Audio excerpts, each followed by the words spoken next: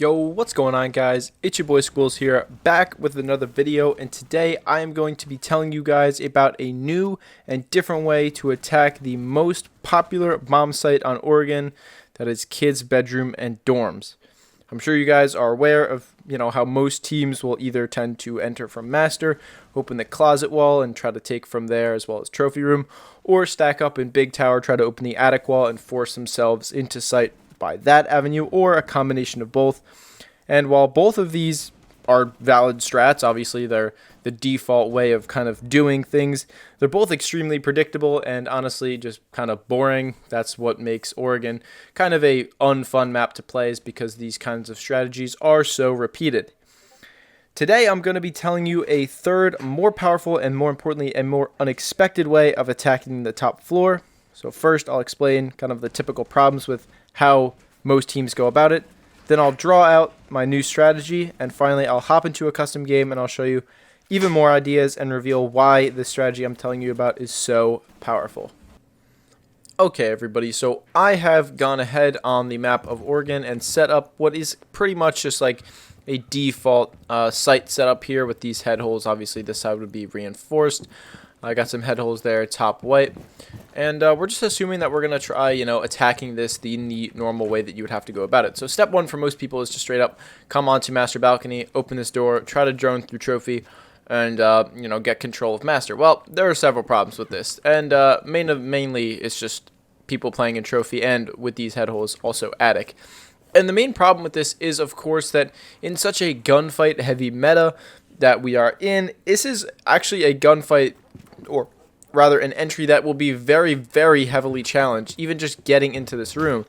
Whereas in some previous metas, maybe it wouldn't be so common for someone to be sitting in trophy and challenging this door. Now it is extremely common, and you could even get teams that open something like this and can now peek you even from top main. So this is an extremely difficult entry to make. It will require you to likely take and win, of course, at least one gunfight onto the trophy player. But even once you do that, let's say you're able to kill this player, you're able to get the stuff off the wall, and you're, let's say, able to open up this wall just like this.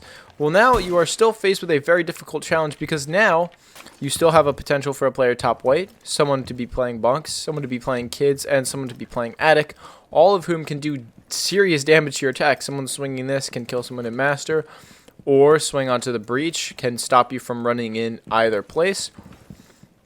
Someone in kid's bedroom can, of course, swing this angle to stop you from running in breach, or this on the door. Someone sitting top white can also deny both entrances to site from trophy and from the breach. And same thing with bunks. They can come over here, hold this angle, prevent you from entering the breach or from trophy. So every single one of those four spots that I just named is very hard to dislodge, even if you are able to successfully get into the map and open the wall, which is more than you can say for most teams. And even if you can do that, like all of those four of those positions can completely shut down your attack from that point onward. So it is very difficult to actually put together a full round and win it with that strat. So let's say you decide, okay, well, I don't want to do that. This time I want to go from attic. So your whole team goes ahead, enters from big tower, and let's say they open up attic. They make some kind of method of peeking down to attic on the left side and some way of entering the room on the right. And this is still, honestly, this one's even worse, because especially if a team opens up this hatch, you now have to clear below. Can't have anybody lurking below this hatch that will shoot you as you walk up. These head holes are extremely dangerous, and a player in attic can also do you some serious damage. And so this one arguably even worse, like I said, because even if you have this attic control, anybody in trophy, anybody in the site, or especially there are some extremely lethal angles from inside of kids that can shoot you as soon as you drop down here, and you will have some serious struggles getting all the way into the bomb site. So as you can see, both of those methods are pretty problematic, and it is actually very difficult to put together a full strategic round in order to win an attack on this bomb site. So let me show you guys the alternative. Okay, everybody, we are here with a blueprint of the ground floor on the map of Oregon, of course, like you can see up here. If you've never seen one of these before, I think this is actually a really cool way of looking at the maps. It essentially is just a top-down view of everything that's going on. This over here is small tower, where my cursor is. Then we've got dining, showers, white stairs, Z hall, kitchen, etc.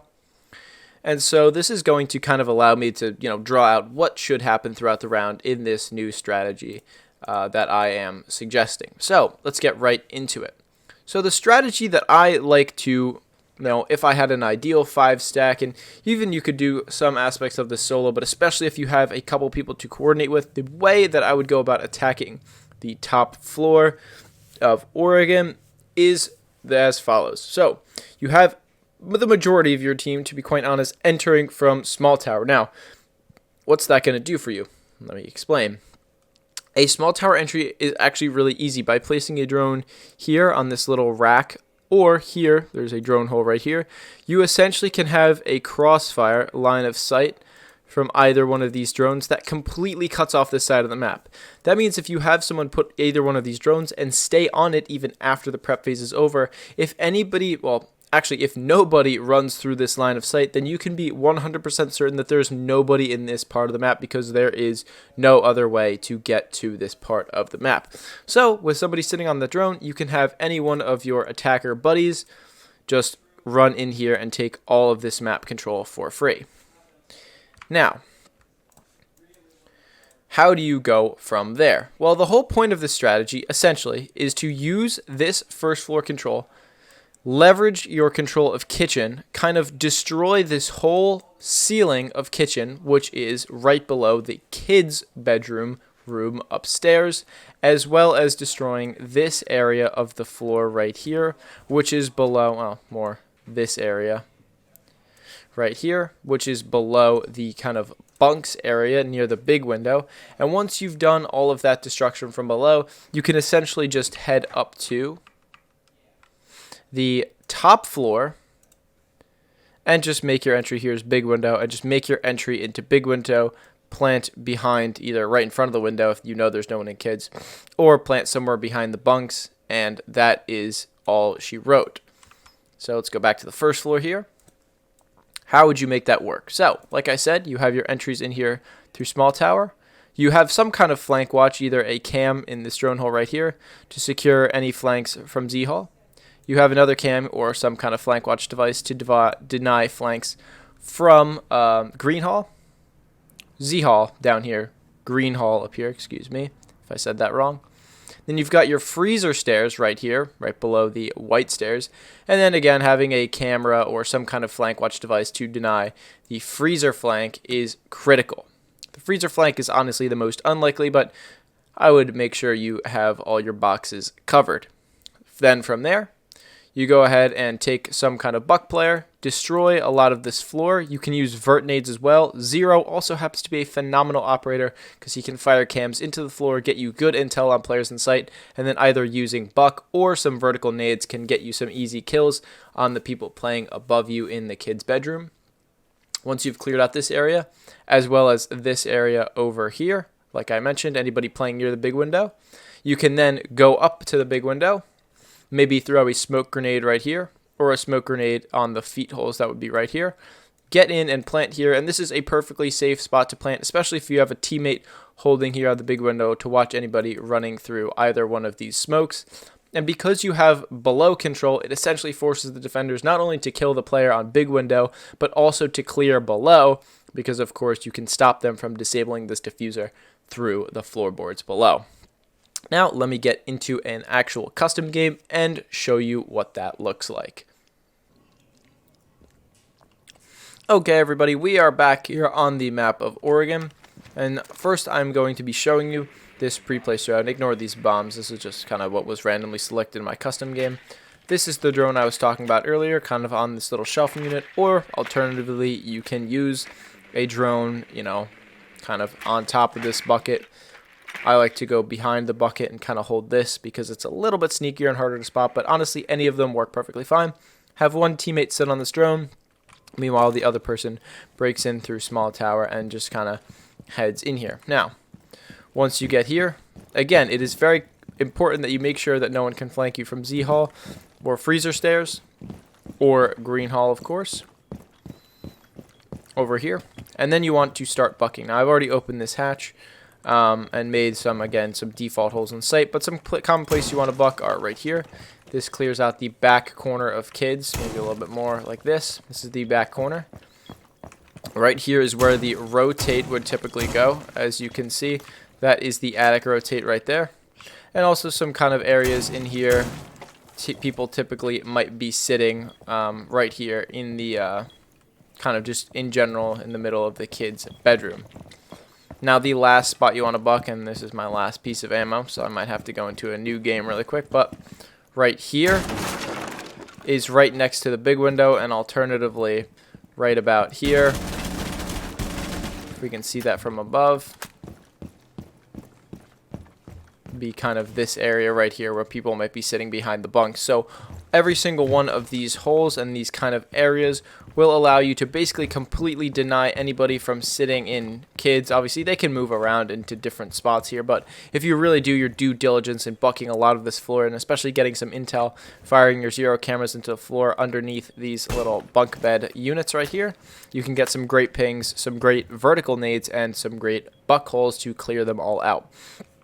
And again, like I said before, once you have kind of pushed everybody outside of kids, simply having someone outside a big window, holding this angle to stop anybody from swinging these head holes or from pushing up. Mainly you want to deny people from pushing up.